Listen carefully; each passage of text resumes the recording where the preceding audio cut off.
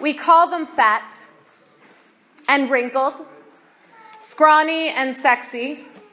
We call them illegal, brown, black, white, collateral damage, broken, freeloading. We call them disabled, loose, perfect, prudish, easy, for sale. We look in the mirror and call them inferior. We look at our neighbor and call them other. They are our bodies, and they have taken a lot of abuse. We as a society do not value bodies, and we certainly don't value all bodies the same. For example, we do not value women's bodies. Objectified, commercialized, sexualized, the multitude of diet commercials, catcalls, and assault statistics tell us female bodies are something to be exploited or ashamed of. And it is not only women. We do not value brown and black bodies in the same way we value white bodies. Native American bodies who have been historically and systematically devalued are twice as likely to experience assault as compared to any other ethnic group. Approximately half the hate crimes in America are motivated by race. And over half of those hate crimes are against black bodies and other people whose actual monetized value is part of the narrative of us. The media paints pictures that verify our internalized fears and biases while at the same time planting those biases and fears of the other, the scapegoat, the person who is less than because of their physicality. In some ways, it is the devaluing of the body that allows us to continue on with our lives when we turn on the news and see our sisters and brothers broken and bombed overseas and here at home. We say collateral damage, casualties, rather than sisters and brothers, because to say anything else would make it too much. I get it. I've been there. Some days I stumble under the weight of it. It's too much. Yet in our efforts to protect ourselves, we feed into the narrative that some bodies have more value than others, the bodies we know, the bodies that are like us, that share our story and our narrative, the bodies that do not cause us pain or sorrow. And the cycle continues. We have failed ourselves and each other because we have forgotten the miracle of the physical, the gift of our flesh and bones. And when we forget, we are diminished. When we forget, we diminish others to a mere statistic, a worldview, an enemy, an other. The Christian church has a unique power and mission to build one another up. But we have fed into the paradigm again and again. In fact, there is a theology for it, one that has been around since the beginning of the faith. It's called Gnosticism. That is the belief and practice that separates body and soul, as if the body is merely the casing for our gooey, soul-filled center.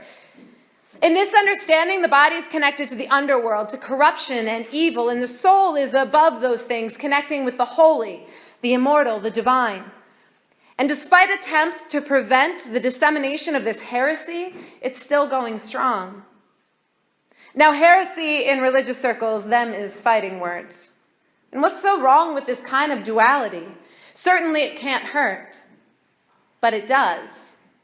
Scripturally, there is no basis for this two-toned existence of humanity. And check out Genesis. Humanity is a combination of dirt and breath, and without both, we're no more than dust or wind.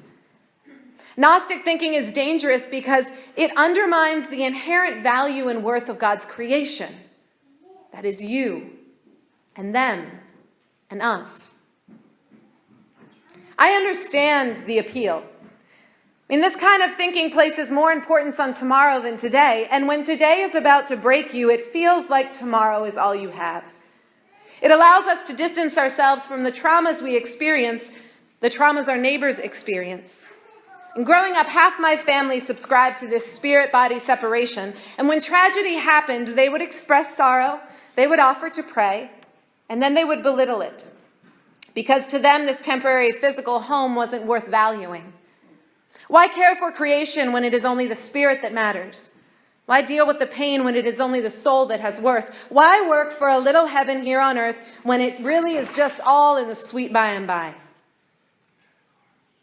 That is not the life that God calls us to live.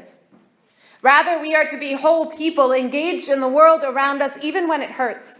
Not because of some threat to our eternal salvation, but because it is our purpose. It is what God created us for. John makes it plain when the crowds ask, "What shall we do?"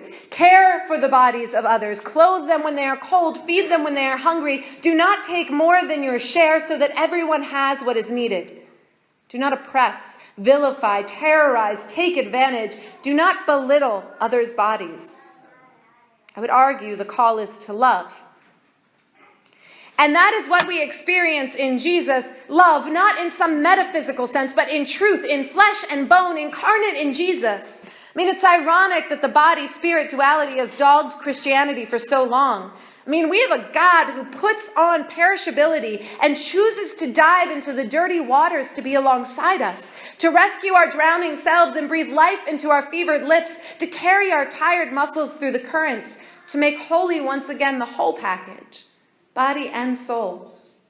And to drive that point home, the passage directly following Jesus' baptism in Luke is a listing of his lineage, tying his body to all the bodies prior and all those yet to come, all the way back to Adam, the first made of dust and breath. Jesus had no need to be baptized in the river by John. Surely his spirit was pure. John declared as much. And yet here he is wading into the waters. And in this physical act, we are reminded once again that faith is about every aspect of our lives here and now. As Reverend Lena Warren writes, God is present making even our bedrooms, our bathrooms, and our other really messy places where our bodies hang out into holy places where the Spirit of God dwells in us, making us alive. Therefore, when we look at one another, really look at one another, we see not some arbitrary value, not a thing, a statistic, a worldview, an enemy, an other. We see God alive in front of us, in our midst, present. We experience God in the mess, in the mud, in the flesh and bones of our sisters and brothers, children of God. And so we are to work for the valuing of others. We are to work for the valuing of ourselves, which means rejecting narratives that suggest another is less, even when that narrative is presented as a passing joke or comment. It means the painful work of recognizing the implanted biases within ourselves and uprooting them, laying aside our pride and discomfort. It means hearing the voices of those who experience a different reality than our day-to-day. It means standing up against bullies, even when that bully is you. It means finally taking that step to free yourself, to free your own body, to practice loving and caring for the person that God fashioned. It means nurturing the bodies of others, advocating for their care, recognizing that the diminishing of another is in fact the diminishing of us all. And here's the deal. We're not going to do it well. In fact, a lot of the time we're going to flat out fail. But we're going to try.